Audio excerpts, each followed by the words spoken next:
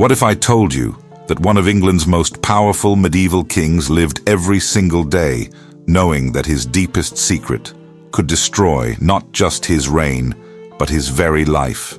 William Rufus, the Red King, ruled England with an iron fist, but behind the crown lay a truth so dangerous that even whispering it could mean death. Picture this: a king who never married, never produced an heir, and surrounded himself with beautiful young men, while the entire kingdom watched and whispered. This wasn't just royal eccentricity. This was survival in a world where loving the wrong person meant facing God's judgment and the executioner's blade. The year was 1087. William had just inherited the English throne from his legendary father, William the Conqueror. But while his father conquered lands, William would spend his entire reign conquering something far more dangerous: his own heart. Every feast, every court ceremony, every moment in public was a performance, a carefully orchestrated lie to hide what medieval society considered the most damning sin of all. They called him Rufus for his red hair and ruddy complexion, but those close to the court knew there was another reason for the nickname: the burning shame that colored his cheeks whenever certain young knights entered his presence. The chroniclers of his time wrote carefully, using coded language that we're only now beginning to understand. When they mentioned his unusual affections and unnatural friendships, they weren't just gossiping. They were documenting one of history's most dangerous love stories. Medieval England was a world where the church wielded absolute power over men's souls. Homosexuality wasn't just illegal. It was considered an abomination that would send you straight to hell. Kings had been excommunicated for less. Lives had been destroyed for a single whispered accusation. And yet William Rufus, with a crown on his head and the weight of a kingdom on his shoulders, chose love over safety, passion over politics. The court records tell us he held lavish feasts where young men danced and sang late into the night. They tell us of private chambers where only his closest male companions were allowed. They tell us of gifts bestowed upon handsome knights, of intimate conversations that lasted until dawn, of a king who seemed more interested in the men around him than the women who threw themselves at his feet, hoping to become queen. If you think royal scandals today are explosive, you haven't heard anything yet. What William Rufus was hiding would make every modern controversy look like a children's game. And if you want to discover how a gay king survived in the most homophobic period of European history, then subscribe now, because this story will change everything you thought you knew about medieval royalty. But William's secret wasn't just personal. It was political dynamite that his enemies were already planning to use against him, and the man who would become his greatest love. He was about to enter the court, completely unaware that their forbidden affair would set in motion events that would end in blood, betrayal, and one of the most mysterious deaths in English royal history. The moment William Rufus placed the crown upon his head, he understood that his life was no longer his own. At 27 years old, he had inherited not just a throne, but a prison of expectations that would suffocate any chance of living authentically. The weight of that golden circlet wasn't just physical. It was the crushing burden of 1,000 years of royal tradition demanding he become someone he could never be. His father, William the Conqueror, had left behind a legacy written in blood and conquest. The English nobility expected their new king to follow the same path: marry a suitable princess, produce heirs, and expand the realm.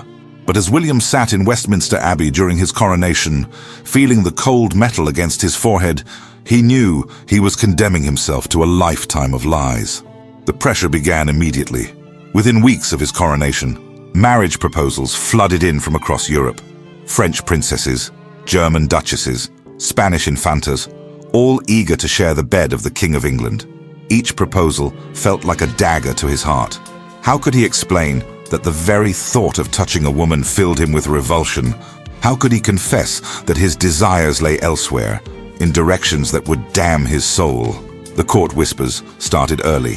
Why wasn't the king interested in the beautiful ladies presented to him? Why did he spend his evenings with his male courtiers instead of seeking female companionship? The older nobles, veterans of his father's reign, watched with growing concern. A king without heirs was a kingdom without a future. William tried to play the game. He attended formal dinners, where eligible women were paraded before him like prize cattle. He smiled politely, made appropriate conversation, and felt his stomach churn with each forced interaction. At night, alone in his royal chambers, he would stare at his reflection in the polished metal mirror and wonder how long he could maintain this charade. The church, always watching, always judging, began to apply their own pressure. Archbishop Anselm spoke of the king's duty to God and country, of the sacred obligation to continue the royal bloodline. But behind those pious words, William heard the unspoken threat: conform or face consequences. The same church that crowned him could just as easily destroy him if they discovered his true nature. Sleep became his enemy. Night after night, William lay awake in his massive four-poster bed, surrounded by luxury but drowning in loneliness. He was the most powerful man in England, yet he felt more trapped than the lowliest peasant. At least a commoner could disappear, could live quietly without the eyes of an entire kingdom, watching his every move. The isolation was unbearable. He was surrounded by hundreds of courtiers, yet he couldn't trust a single one with his deepest truth. One wrong word, one moment of weakness, and everything would crumble. The crown that made him king also made him a prisoner, and the bars of his cell were made of duty, tradition, and the crushing weight of other people's expectations. But in the darkest moments of his despair, William began to notice something that would change everything. Among the young knights in his court, there were glances, subtle looks that lasted a heartbeat too long. Perhaps he wasn't as alone as he thought. Within the stone walls of Westminster Palace, a secret world existed that history books would never dare describe. Behind every tapestry, beyond every guarded door, William Rufus had created a sanctuary where forbidden desires could breathe in the shadows. But even in his own palace, every whispered word could be a death sentence, and every stolen glance could topple a kingdom. The king had learned to speak in code, a language of subtle gestures and carefully chosen words that only those who shared his secret could understand. When he praised a young knight's exceptional sword skills during public ceremonies, the initiated knew he meant something entirely different. When he invited select men to private council meetings that lasted deep into the night, no affairs of state were ever discussed. His personal chambers became the epicenter of this hidden world. The heavy wooden doors were always guarded by his most trusted men, not to keep enemies out, but to keep secrets in. Inside these private rooms, away from the prying eyes of bishops and nobles, William could finally drop the royal mask that was slowly suffocating his soul. The palace servants who cleaned these chambers spoke in hushed tones about what they witnessed. Wine goblets left half empty beside rumpled beds that clearly held more than one occupant. Men's clothing scattered across floors in patterns that suggested hurried removal. Love letters written in Latin, carefully hidden beneath loose floorboards, their passionate words disguised as philosophical discourse to any casual observer. William had developed an intricate system of signals and secret meetings. A particular arrangement of candles in his window meant it was safe to approach. A specific piece of music played by the court musicians indicated when certain visitors should arrive. Even the meals served at his private table carried coded messages. Certain dishes appeared only when particular companions were expected to join him. The most dangerous part of this secret world was the web of complicity it required. Guards who looked the other way, servants who cleaned without asking questions, and most perilously, the young men who participated in these forbidden encounters. Each person who knew represented another potential betrayer, another weak link in a chain that could strangle the king if it broke. Among his inner circle, there were whispers of a special chamber, hidden behind a false wall in the palace's oldest tower. This room, they said, was where the king kept his most precious possessions, not gold or jewels, but letters, tokens, and portraits of the men who had captured his heart throughout the years. It was his private museum of forbidden love, a shrine to the relationships that could never be acknowledged in the light of day. The psychological toll of maintaining this double existence was devastating. William would emerge from these secret encounters and immediately transform back into the stern, untouchable king that the public demanded. The constant switching between authentic intimacy and royal performance was slowly fracturing his mind. His trusted physicians whispered of the king's increasing melancholy, his violent mood swings, his growing paranoia. But perhaps the most heartbreaking aspect of this hidden world was its fundamental loneliness. Even surrounded by willing companions and secret lovers, William remained isolated by his crown. These men desired the king, the power, the luxury he could provide. But did any of them truly love William the man? In his darkest moments, he wondered if he was just buying affection with royal favor, creating relationships built on fear and ambition rather than genuine devotion. Yet among all these careful arrangements and desperate encounters, one relationship was different. One man had entered this secret world not seeking power or advancement, but something far more dangerous.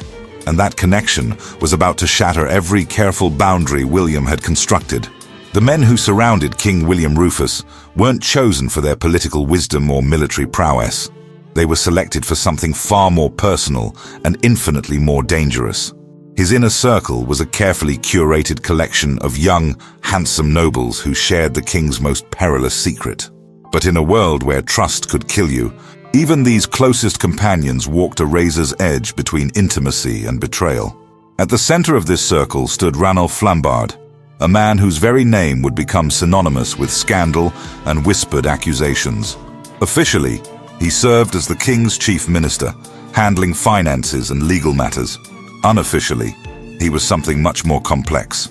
Part lover, part confidant, part enabler of the king's most dangerous desires.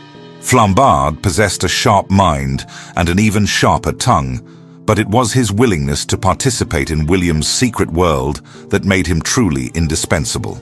Then, there was Robert de Bellême, the Earl of Shrewsbury, whose dark eyes and cruel smile had captured the king's attention from the moment he arrived at court.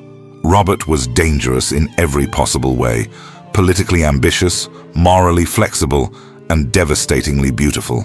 Their relationship was a constant dance of power and submission, with each man trying to control the other while surrendering to desires that could destroy them both.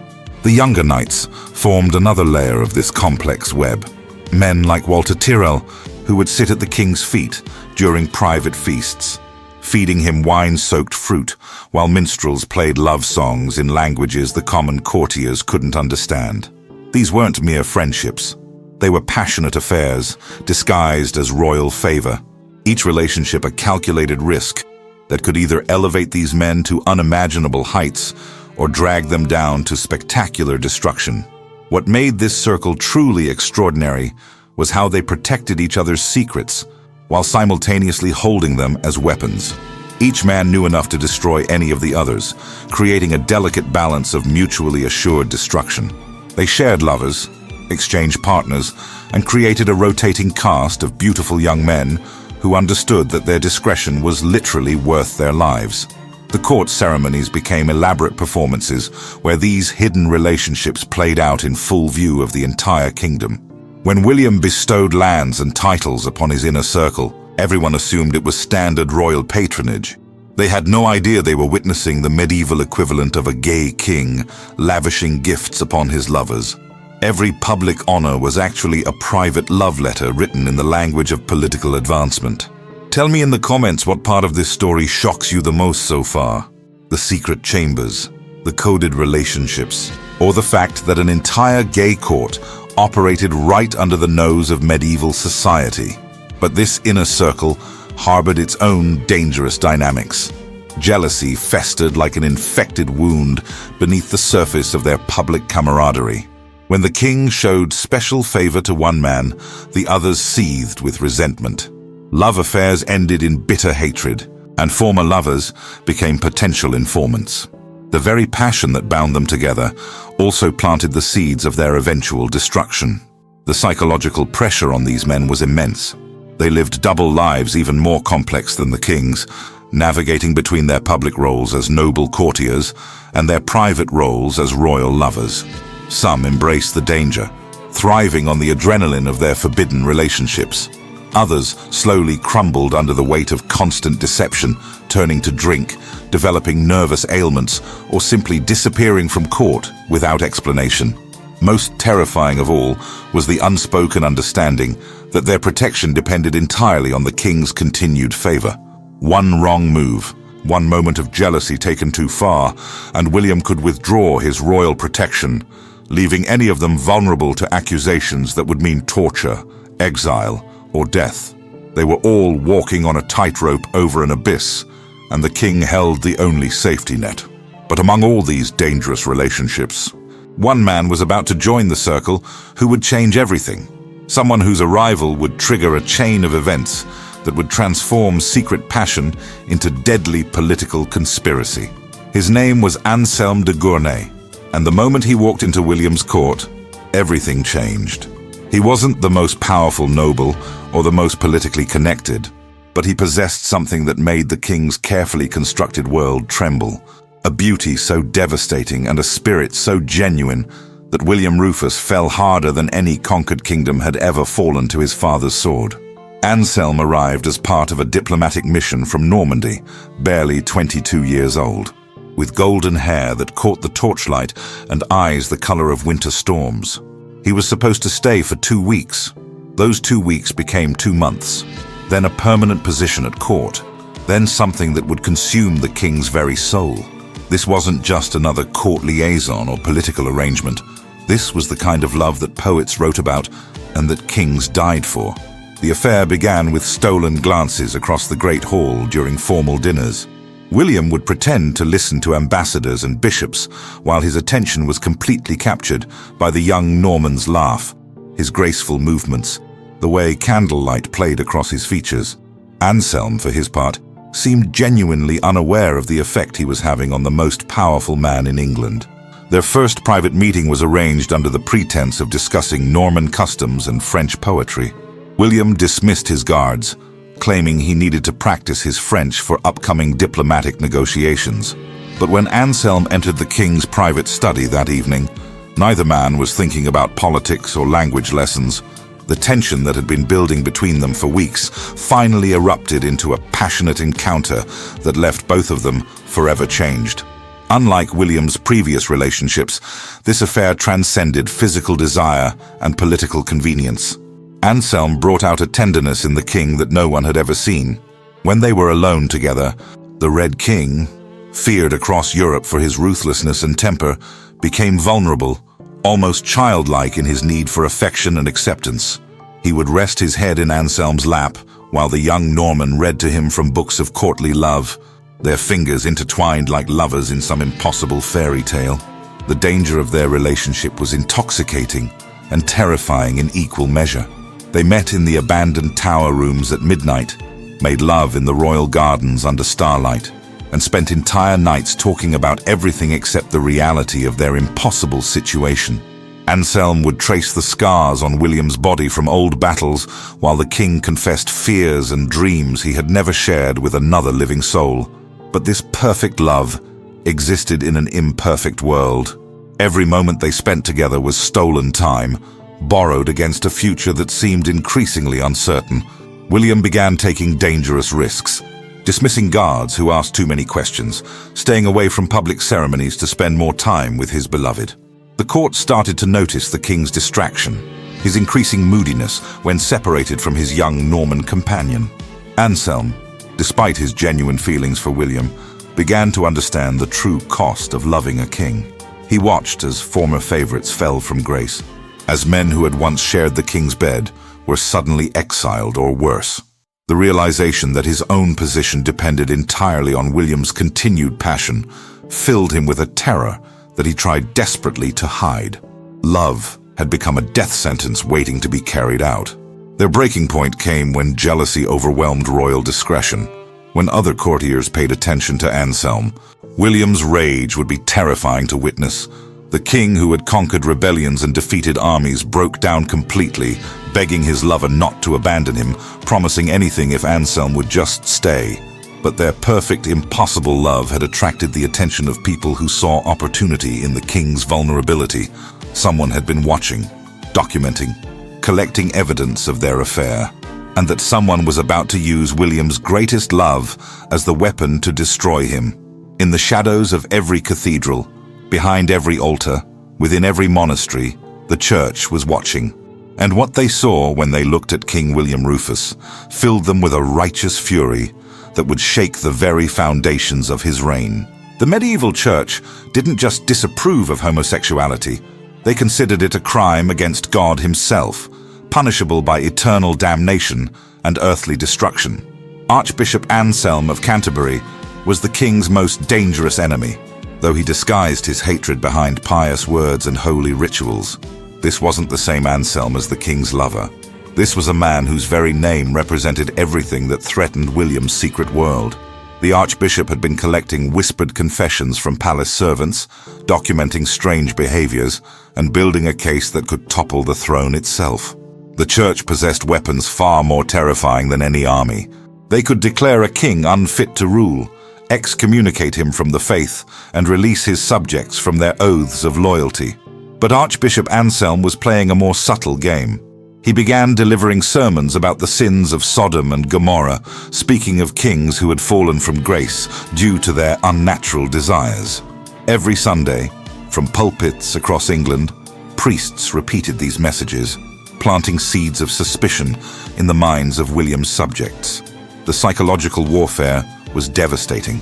William found himself unable to attend church services without feeling the archbishop's piercing gaze, without hearing condemnation in every prayer and judgment in every hymn. The king, who had once found solace in religious ceremonies, now experienced them as public humiliation, as though his most intimate secrets were being proclaimed from the altar for all to hear.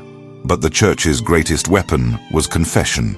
They began placing trusted priests as chaplains within the royal household, men whose job was to hear the sins of courtiers and servants. Every whispered admission, every moment of guilt from someone who had witnessed the king's private activities became ammunition in the church's growing arsenal against him. The confessional, meant to provide spiritual cleansing, became a spy network that reached into every corner of the palace. The pressure intensified when the archbishop demanded that William marry and produce heirs. This wasn't just a political suggestion, it was a religious command backed by the threat of divine punishment. In private meetings that lasted for hours, Anselm would lecture the king about his duties to God and country, about the necessity of continuing the royal bloodline, about the sins of shirking his responsibilities as a Christian monarch. William's attempts to deflect these demands became increasingly desperate and transparent. He claimed to be too busy with affairs of state, too focused on defending the realm from enemies. But everyone could see through these excuses. A king who could find time for elaborate court entertainments and private meetings with young nobles certainly had time to court a suitable bride. The breaking point came when the archbishop discovered the existence of love letters written in Latin, hidden within the king's private chambers. These passionate documents, meant to disguise romantic feelings as philosophical discussions, were decoded by scholars who understood their true meaning. The church now had physical evidence of the king's forbidden relationships, tangible proof of what they had long suspected. The confrontation was explosive and terrifying. Archbishop Anselm demanded a private audience with the king, arriving with a collection of documents and testimonies that could destroy William's reign. In that small candlelit chamber, surrounded by religious icons and crosses, the most powerful religious figure in England presented the king with an ultimatum that would change everything. The archbishop's demands were simple and impossible. Renounce his sinful ways, dismiss his male favorites, marry within the year, and submit to church guidance in all matters of personal conduct. The alternative was excommunication, public exposure, and the complete destruction of everything William held dear. But the church had underestimated the depths of the king's desperation and the lengths to which a man in love would go to protect his secret world. William's response to this religious blackmail would set in motion a chain of events that would make the church's threats seem like gentle warnings compared to what was coming. The church wasn't William's only enemy. In the treacherous world of medieval politics, his secret had become a weapon that every ambitious noble, every jealous rival, and every foreign enemy was eager to wield against him. What made the king most vulnerable wasn't his military weakness or political miscalculations. It was the love that he couldn't hide and the desires that marked him for destruction. His own brother, Robert Curthose, Duke of Normandy, had been watching the English court with calculating eyes. Robert had always resented losing the English crown to his younger brother, and now he saw an opportunity for revenge that was more devastating than any military campaign. Through his network of spies and informants, Robert was quietly documenting evidence of William's relationships, building a case that could justify his own claim to the throne on moral grounds. The Norman nobility whispered behind closed doors about their king's peculiar habits. Count Eustace of Boulogne, who had fought alongside William's father during the conquest, now spoke openly of his disgust with the current king's behavior. These weren't just gossips spreading rumors. These were powerful men with armies at their disposal. Men who could present themselves as righteous alternatives to a ruler they painted as morally corrupt. But perhaps the most dangerous enemy lurking within the court itself was someone William had once trusted implicitly. Ranulph Flambard, the king's former favorite and intimate companion, had grown bitter after being replaced in the royal bed by younger, more beautiful men. The man who had once shared William's deepest secrets was now using that knowledge as currency, trading information to the highest bidder while maintaining his position as chief minister. Flambard's betrayal was particularly devastating because he knew every detail of the king's secret network. He had helped arrange clandestine meetings, had participated in coded conversations, and had witnessed the most intimate moments of William's private life. Now, consumed by jealousy and ambition, he was systematically documenting everything he knew, creating detailed records that could be used to destroy not just the king, but everyone in his inner circle. Even more frightening was the growing alliance between William's political enemies and the church. Archbishop Anselm had been secretly corresponding with Robert Curthose, sharing information about the king's moral failings and discussing the possibility of religious justification for rebellion. When the church and ambitious nobles united against a monarch, the results were usually catastrophic. The court atmosphere became poisonous with suspicion and fear. William found himself unable to trust anyone completely, never knowing who might be documenting his words or reporting his actions to his enemies. The confident conqueror who had inherited his father's throne was slowly being transformed into a frightened, suspicious tyrant. But what none of these enemies realized was that their campaign against William was pushing him toward a decision that would be far more dangerous than anything they had planned. A cornered king with nothing left to lose was about to become the most terrifying enemy any of them had ever faced. By the summer of 1100, King William Rufus was no longer the man who had confidently taken the English throne 13 years earlier. The constant pressure, the mounting threats, and the psychological torture of living a double life had pushed him to the very edge of sanity. What his enemies saw as weakness, however, was actually something far more dangerous. A king who had finally decided that if he was going to fall, he would take everyone down with him. The transformation began with rage that consumed everything in its path. William's legendary temper, once reserved for battlefield enemies and political opponents, now exploded at the slightest provocation. Servants fled his presence after witnessing furniture destroyed in violent outbursts. Courtiers walked on eggshells, never knowing what innocent comment might trigger a royal fury that could end careers or lives. His relationship with Anselm de Gournay became both his salvation and his destruction. The young Norman remained devoted despite the increasingly dangerous atmosphere, but their love had become desperate and clingy. William would summon Anselm at all hours, demanding reassurance that he wouldn't be abandoned like so many others had abandoned him. Their private meetings became emotional battlegrounds where passion mixed with paranoia in toxic combinations. Sleep became impossible. Night after night, William paced his chambers like a caged animal, his mind racing with plans for revenge against his enemies. He began drafting lists of those who had betrayed him, marking names for punishment that ranged from exile to execution. The king, who had once prided himself on political cunning, was now planning crude vengeance that would have shocked even his brutal father. The breaking point arrived when William discovered that Ranulph Flambard had been secretly meeting with Archbishop Anselm, sharing intimate details of the king's private life in exchange for church protection. The betrayal of his former lover and closest advisor shattered what remained of William's emotional stability. In a confrontation that could be heard throughout the palace, William screamed accusations and threats, while Flambard desperately tried to explain his actions. But perhaps the most devastating blow came when William learned that even Anselm de Gournay had been approached by his enemies. Robert Curthose had sent emissaries offering the young Norman protection and advancement if he would testify against the king. Though Anselm had refused, the very fact that his beloved had been targeted filled William with a murderous rage that terrified everyone who witnessed it. The king's decision-making became erratic and dangerous. He began issuing contradictory orders, promoting men one day and banishing them the next. His administrative skills, once his greatest strength, completely deteriorated as paranoia consumed his ability to think rationally. The efficient royal machinery that had kept England stable for over a decade began to break down under the weight of William's psychological collapse. Most frightening of all was William's growing obsession with violence as a solution to his problems. He spoke openly of having his enemies assassinated, of using torture to extract confessions, of burning down monasteries that harbored his opponents. The man who had once been content to outmaneuver his enemies politically was now fantasizing about destroying them physically. His inner circle watched in horror as their king transformed into someone they barely recognized.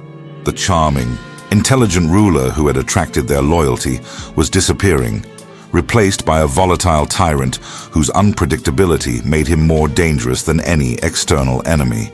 Some began to quietly distance themselves, while others started making their own plans for survival. The most ominous sign was William's sudden interest in hunting expeditions. He began organizing elaborate hunts in the New Forest, gatherings that seemed designed less for sport than for getting potential enemies alone in isolated locations where accidents could easily happen. When he announced a major hunting party for August 2nd, 1100, those closest to the king felt a chill of premonition. What none of them realized was that William's enemies had been making their own plans, and the hunting expedition he was planning as a trap for others was about to become the stage for his own final, devastating betrayal.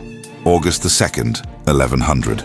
The morning mist hung heavy over the New Forest as King William Rufus prepared for what would be his final hunt. He had no idea that the elaborate expedition he had planned as a trap for his enemies would become the stage for the most mysterious royal death in English history. Everything that happened in those dark woods remains shrouded in controversy, but one thing is certain: too many people wanted the Red King dead. The hunting party was smaller than usual, consisting only of William's most trusted companions. Walter Tyrrell, the skilled Norman archer who had been part of the king's inner circle for years. Anselm de Gournay, whose presence William demanded despite the obvious danger. A handful of other nobles who had been carefully selected for reasons that would only become clear later. The atmosphere was tense from the beginning. William appeared agitated and suspicious, constantly scanning the faces of his companions as if searching for signs of betrayal. His paranoia, which had been building for months, was now in full display. The hunt began normally, but as the day progressed, the carefully planned formation began to break down. By late afternoon, William found himself alone in a clearing with only Walter Tyrrell for company. What happened next has been debated by historians for nearly 1,000 years. The official story claims that Tyrrell accidentally shot the king while aiming at a deer, that the arrow deflected off a tree and struck William in the chest. But this explanation raises more questions than it answers. How could such an experienced archer make such a catastrophic mistake? Why did Tyrrell immediately flee the scene instead of trying to save his king? The evidence suggests something far more sinister than a hunting accident. William's body was found hours later by local peasants, stripped of his royal jewelry and left bleeding in the dirt like a common criminal. The arrow wound was precise and deadly, striking exactly where it would cause maximum damage. This wasn't the random shot of a careless hunter. This was the work of an assassin. But who gave the order? His brother Robert Curthose had the most obvious motive. Archbishop Anselm had religious justification for removing a king he considered morally corrupt. Even members of William's own inner circle had reasons to want him dead, fearing that his increasing paranoia would eventually destroy them all. The most heartbreaking theory involves Anselm de Gournay himself. Some historians suggest that William's great love had been forced to choose between his own survival and his loyalty to the king. The idea that William died at the hands of the man he loved most would explain the king's apparent willingness to isolate himself with only Tyrell as protection. Walter Tyrrell's immediate flight to France and his subsequent protection by powerful nobles suggest that his actions were part of a larger conspiracy. Someone had promised him safety in exchange for eliminating the Red King. But Tyrrell took his secrets to the grave, never confessing to the true nature of what happened in the New Forest. The greatest mystery lies in what happened to those love letters, those passionate documents that had provided evidence of William's secret relationships. In the chaos following his death, these potentially explosive materials simply vanished, erased from history as completely as if they had never existed. The moment King William Rufus died in that forest clearing, a conspiracy of silence began that would last for nearly 1,000 years. History books would paint him as a cruel tyrant, a greedy king, anything except what he really was, a gay monarch whose greatest crime was loving the wrong people in the wrong century. The systematic erasure of his true story reveals just how terrified medieval society was of acknowledging that one of their most powerful rulers had lived and died for forbidden love. The cover-up began immediately after his death. Church chroniclers, the primary historians of the medieval period, deliberately distorted William's story to serve their own narrative. They emphasized his conflicts with religious authorities while carefully avoiding any mention of why those conflicts existed. His refusal to marry was attributed to political stubbornness rather than sexual orientation. His close relationships with young men were either ignored completely or dismissed as typical royal favoritism. The love letters that had once threatened to destroy his reign were systematically hunted down and destroyed.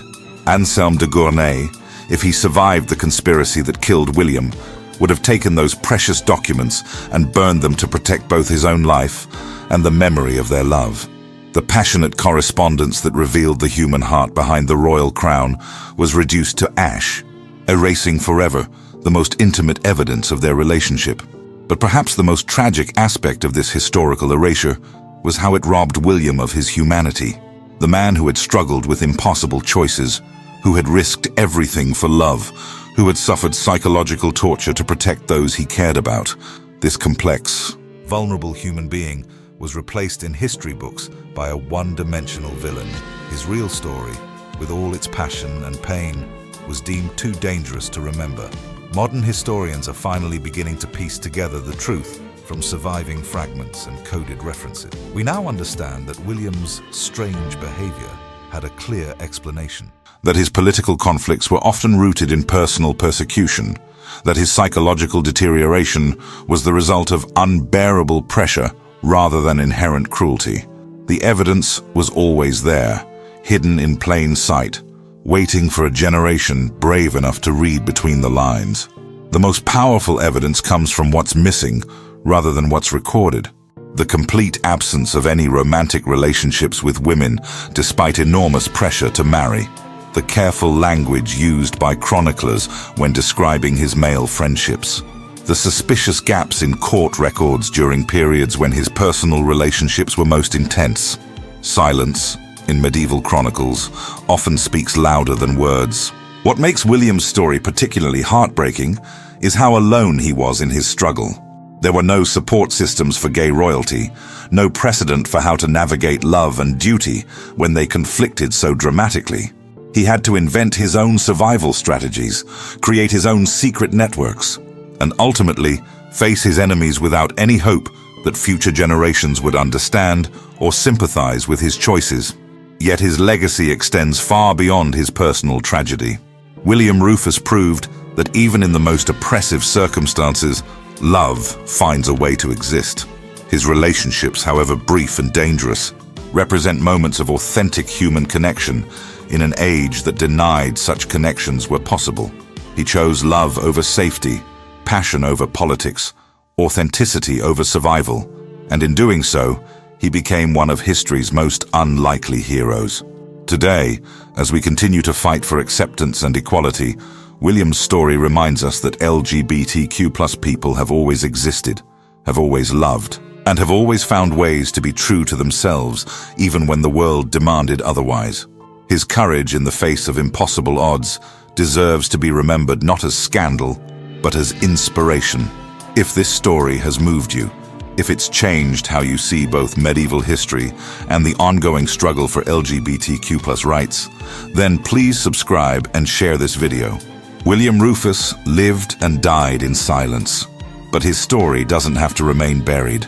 Help us bring these forgotten voices back to life, because every love story, no matter how forbidden, deserves to be told.